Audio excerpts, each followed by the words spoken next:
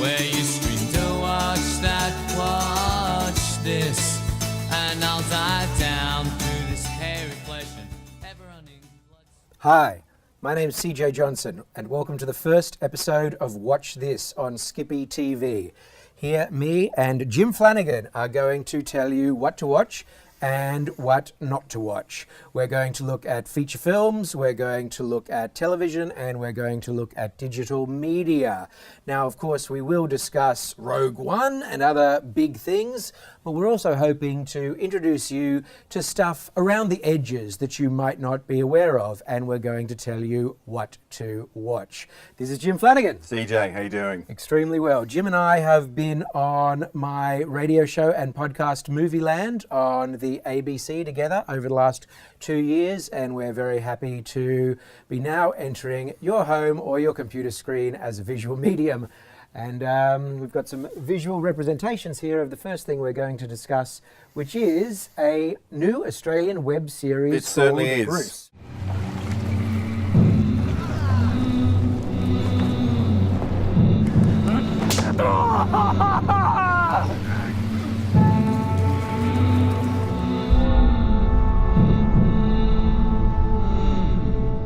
It's a convict comedy, and we're all taught in school, in high school in Australia, about our convict past, and we get this representation that really, I think, is so abstract now.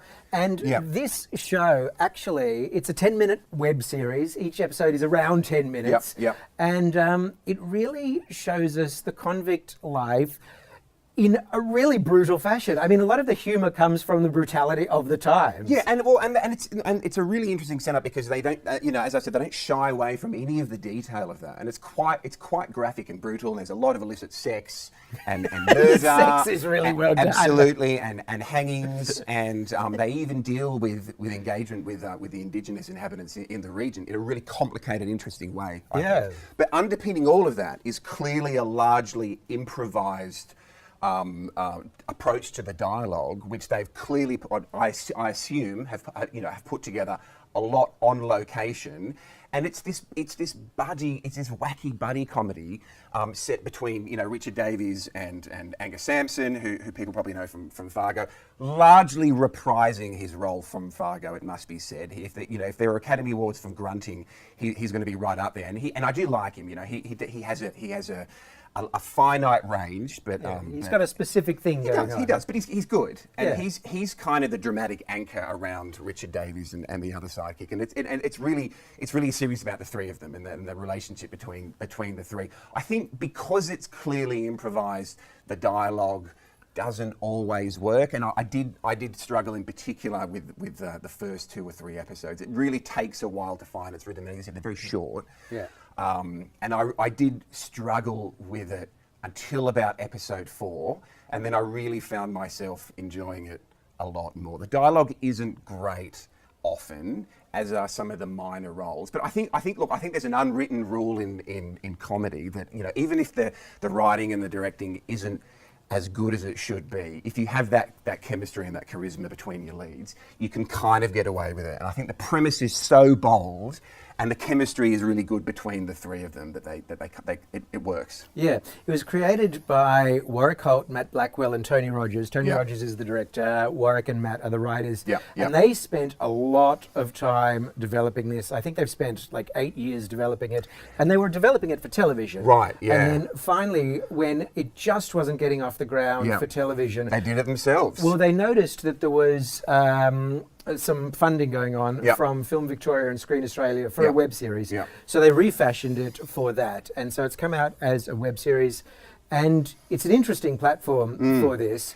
Well, and especially in the Australian market, I think this is increasingly common in the American and European market, where the independent video on demand market is a lot more embedded than Australia. So again, I think it's a really bold move by them to put it out there, and I certainly wish them the best. Yeah, and it's so well produced, actually. Yeah, well, I think we've come past this thing of like a web series is going to feel cheap. This does not feel cheap. I mean, look at the images behind us. This has all the costumes, it has all the dirt, it has all the makeup, and it certainly has the cast. You know, this is a professional cast. It's a professional production. It's a fully funded professional production that just happily has been funded as a gift, essentially, by the Australian government and these creatives to everyone. You know, no one has to buy a ticket to see this. No one has to... No, you can watch it on your phone on the way home. Yeah, you can literally watch it. Yeah, you go to brucetheseries.com is how you find it. Yes, and it also has a quite sophisticated score. The editing is really good. Yeah. And I think you're absolutely right. It's a proper piece of television, and I think we live in a world now where independently produced web series, you're absolutely right, are not the shoestring underground series that they were even 3 or 4 years ago. Although hopefully, like, for this to survive, it continually, like, if it needed to go to a second season or wanted to go to a second season, it would require more funding. Do you see what I mean? It is literally... That's true. There is no financial incentive for this to go on. It is not making money. It is a fully funded product. And it clearly costs some money. Yeah. I just want to talk about the style of the humour, because it's interesting, because, I mean, we've been there before in terms of using the brutality of ancient times as a way of getting laughs, particularly with the Monty Python films, like Life of Brian and Monty Python and the Holy Grail. You know, it's about the whoring and the disgusting and the rat eating and the dirt and the grime and the filth and the disease. But even those Monty Python films, they were playing up the characters a bit. There were still funny voices and still funny walks. And I think what's so distinctive about this series is just how deadpan it is and how straight they play it and how much the lines are allowed to breathe. Yes, and the whole thing is very self-consciously delivered in a very contemporary Australian vernacular. Yeah, the Australian vernacular, that's right. And they even make sort of anachronistic references to suburban life in Australia, and that's clearly intentional. So yes, there's this quite impressive period detail, but they're not attempting a purist approach to the kind of dramatic scenarios at play. I think that's very intentional. And I think that works really, really well. And that allows the three of them to clearly develop on the set as they were shooting them what's ultimately a very likeable energy between the three leads. Yeah, I'm glad you enjoyed it. I enjoyed it too. Yeah, no, I did. It crept up on me. When you think about things like For the Term of His Natural Life, which was, the big, I guess, miniseries, it's been made, the movie versions have been made about it as well. Yeah.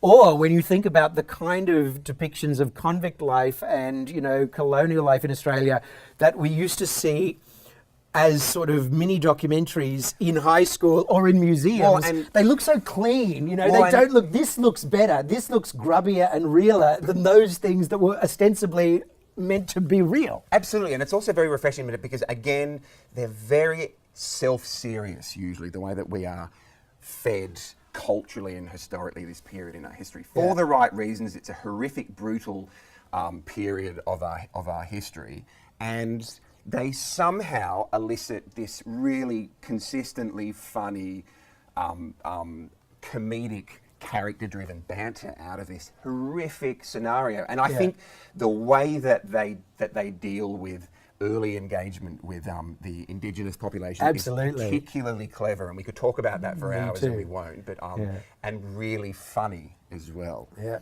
So go check it out. We recommend you watch this. It's called Bruce, and you can find it brucetheseries.com. It's free. There's seven episodes. Yep, and you can just get it, watch it however you wish. So we're going to talk about Ira Sachs's new film Little Men now, which I think hits cinemas in Australia this Thursday. This coming Thursday, December 8th. You're going to like this neighborhood. It's become a very bohemian area. Did you draw this? Wow, Jake. It's actually getting good. Can't tell you how happy I am that Jake has a new friend. You have a great kid there, but I guess you know that. My parents are married. They just don't live together. I don't understand. Me neither. For people who may not know, Ira Sachs, very, very American, very, very New York Jewish filmmaker. This is his fourth film, I think, his third feature after Keep the Lights On and Life is Strange. Love is Strange. Love is Strange. I beg your pardon. Yes, Love is Strange. That's the one he had. He had a bit of a hit with Love is Strange a couple of years ago. It's about a couple of mature men in a relationship who find themselves living apart because of the costs of real estate in New York City. And once again, with Little Men, he's kind of looking at real estate in New York City as as a financial burden and as something that puts pressure on people. Yes, and I think this is a massive step up from both of those films. And I remember seeing Keep the Lights On when it was first released about 8 or 9 years ago, and Love Is Strange 2 or 3 years ago. And I quite liked. There's an incremental increase in consistency in Ira Sachs as a filmmaker. I think I remember quite liking Keep the Lights On. I liked a lot of Love Is Strange. I really, really enjoyed this film, Little Men, a lot more than those two. And I think it's a deceptively complicated, impressive piece of filmmaking. And look, I don't think it's been a great year in international cinema so far. This is right up there for me. I really, really enjoyed this. Oh, I'm so glad to hear that. So basically the setup is Greg Kinnear plays a guy he's an actor, New York actor. He's married to a woman played by Jennifer Earle, who's essentially a surgeon, right? She's a surgeon. And they're very New York, and they've got one kid, a young teenage boy. When Greg Kinnear's dad dies at the beginning of the film, he inherits his small building in Brooklyn, and that building comes with a tenant downstairs who is a Chilean woman who sells handmade dresses. She also has a young teenage son. The two boys become friends, and the conflict comes, and we won't give away too much more, but the conflict comes when it is revealed that she is still essentially paying rents that were appropriate for about 2001 in Manhattan. Yeah, in Brooklyn. Yeah. And in Brooklyn. And so all of a sudden, two boys are becoming friends, but dad wants better rent. Yeah. So it really is, I mean, when you put it like that, it sounds like such a tiny, tiny premise to hang a feature film on, but it's actually about what we all really deal with on a day-to-day basis. It's about money and family. And it's incredibly even-handed, and I think the whole cast is really, really good. And I've always liked Greg Kinnear, and it's really good to see him getting a good role again. He does a lot of quite good small roles in interesting films, but I really like seeing him get something meaty again. Yeah, he's never quite made it to. He hasn't, no, and the A-list sort of has he should have, yeah. But what I like about the writing and all of the ensemble cast in this is that there are no good guys and bad guys. No. It's an incredibly complicated social world that they've created. It's like a moral dilemma movie. Well, and it is, and you're really sympathetic with everyone. You know, they're not made of money. They have this incredibly difficult situation. Their neighbour downstairs had a pre-existing relationship with their father. You're completely sympathetic with all of the adult dynamics. And then there are these two kids, and I'd never seen either of them before. No, Theo Chaplitz and Michael Barbieri. They're both amazing, aren't they? Just fantastic. And there are these two very separate worlds, but very interconnected worlds. And what I love about the writing is it really, really creaks up on you, and halfway through, all of a sudden, it sort of hits you, the impact that the adult world and narrative is having on the relationship between these two kids. And at the crux of the film, it's really about how the decision making of the grown-ups, if you like, is impacting on the relationship between these two kids, and it's really, really quite moving. I think. And their crushing disappointment. Like, why should my dad's weird stuff going on hurt our friendship? You know, why should this adult stuff hurt our friendship? But it does. And everyone disappoints you in this film. I think there are no heroes, and I really loved Paulina Garcia, who plays the neighbor downstairs, who's a hugely celebrated Chilean writer, stage director, and filmmaker in her own right. Yeah. And I just think it's a really, really textured performance. She's incredibly Chilean and icy at times, but really emotionally revealing actress. Yeah, it's also very interesting about the subtle class distinctions, even within the most urban of American cities. Like, obviously America is full of class distinctions and class warfare, basically. But within the refined boroughs of Manhattan and Brooklyn, there is still these levels, these subtle, intricate levels of class distinction going on that this film is very much nails in terms of even the kids' different accents. Yeah, and I think all of his films have a really great sense of place. And this one even more so. It has a beautiful colour palette. There are a lot of silent sequences of the characters in this film. All of them, the children and the adult characters, just walking through the different boroughs of Brooklyn and Manhattan in particular, where it's set, and it begins in Manhattan, and the rest of the film is set in Brooklyn. really, really fantastically vibrant, quite silent sequences. He uses, and Ira Sachs always uses music very, very selectively, usually never accompanying dialogue. Really? There are only 5 or 6 sequences in this film accompanying the characters, beautifully edited sequences walking through the boroughs of Brooklyn and Manhattan. He did something very similar in Love is Strange.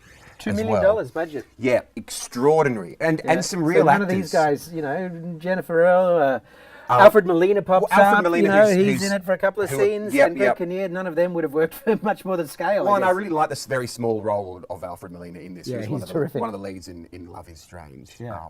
He's great. Yeah, well, I guess he, having been Dr. Octopus, he can afford to do things like this when he wants to. Yeah, and he's also another character actor who audiences are probably familiar with all sorts of genre stuff that he does. It's always good to see him doing something substantial as well. Again, he does a lot of Chilean and South American cinema as well, outside of his Hollywood work. But yeah, he's super. This is a film full of great actors in large and small Sounds like it's in roles, your top 5 or top 10 of 2016. This is another film that really crept up on me. I was kind of enjoying it around the 40-minute mark. I found it devastating by the end of it. It does creep. It's a slow, constant, emotional build that by the end you're like, oh my God, I'm really into this dilemma. Yeah, I really think Ira Sachs is an American filmmaker who should start to be talked about in the same caliber. We're talking about him. Yeah, And it sounds like we're saying, watch this. Yeah, he's up there with Paul Thomas Anderson and a few other American directors for me. I think he's an increasingly important American director. Wow. Opening on Thursday, December 8th around Australia, and it's probably already creeping towards DVD and VOD in the United States, and we're saying about Little Men. Watch this, yep. After a cinema release in the United Kingdom, a new film about the 90s mega band Oasis is rolling out around the world on VOD and DVD. It's called Oasis Supersonic. It's directed by Matt Whitecross, and both Jim and I have seen it, and I think we both kind of like it. What happened to you in those 3 years?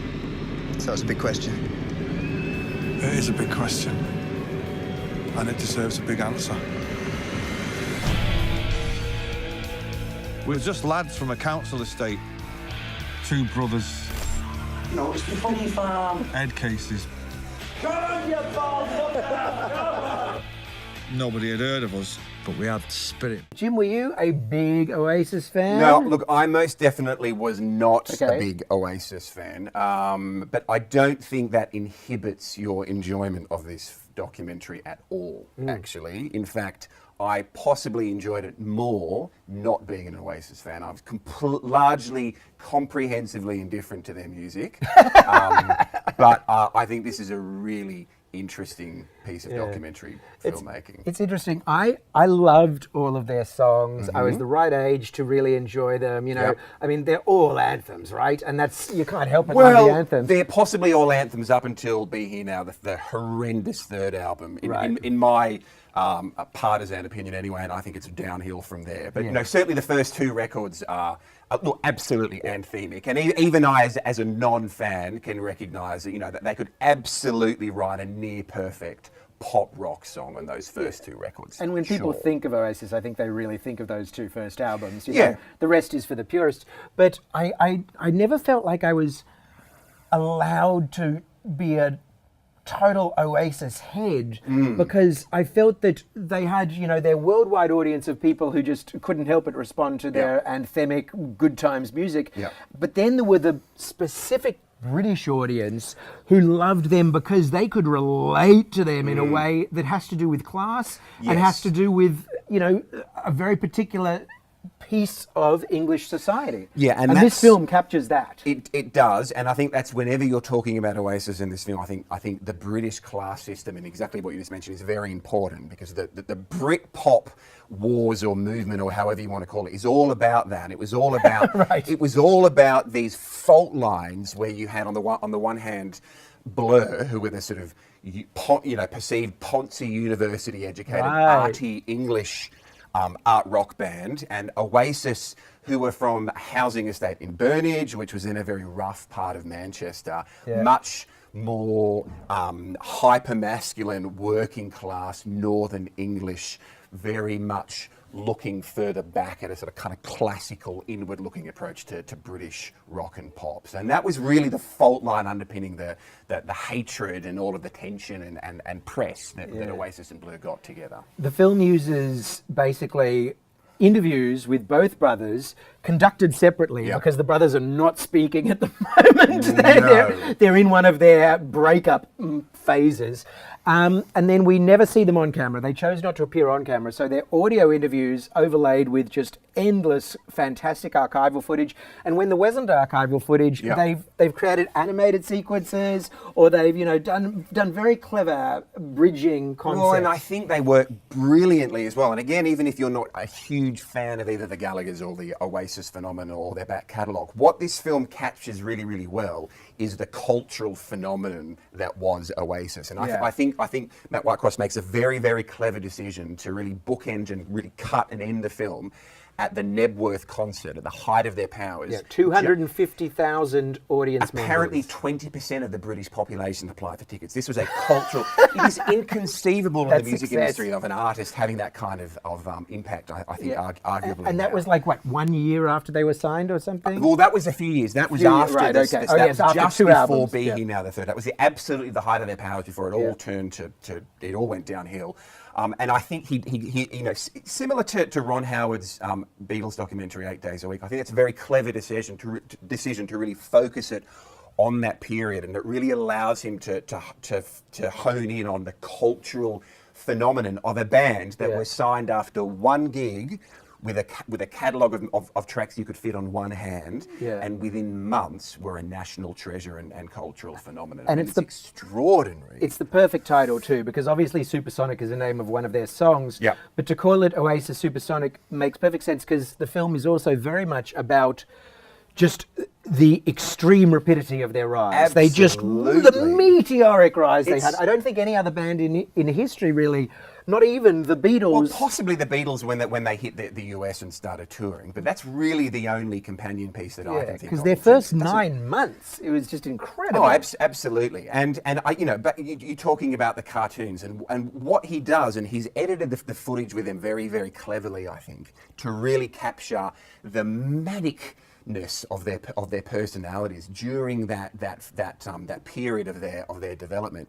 And again, even if you don't like them, there's this mania and this very, very strange hypermasculine charisma that they both have. Yeah. And I love the way that he uses these cartoons, which are really these sort of Ralph Steadman, Terry Gilliam-esque surreal cartoons that he uses to accompany a lot of their audio footage recorded recently and at the time. And you often have the Gallagher brothers from the earlier audio that they have, they're not even finishing each other's sentences, they're sort of starting each other's sentences. They have this almost sort of unconscious relationship together. Similar-ish to the Beatles, nowhere near as genuinely charismatic, I think. No, well, the Beatles were witty, whereas these guys' humour is laddie. They're not blokey rather than witty. There is this odd, uncomfortable charisma about them. And I think early on they were so flagrantly indifferent and anti-authoritarian, you couldn't help but go along with it. And I think soon after Nebworth, that tired. Also, the Beatles loved each other, and they really, until things fractured much later on in their career, they really loved each other constantly. The famous quote, "No one but the four of us will ever understand what it's like." But these guys, there was always a tension. There was an artistic tension.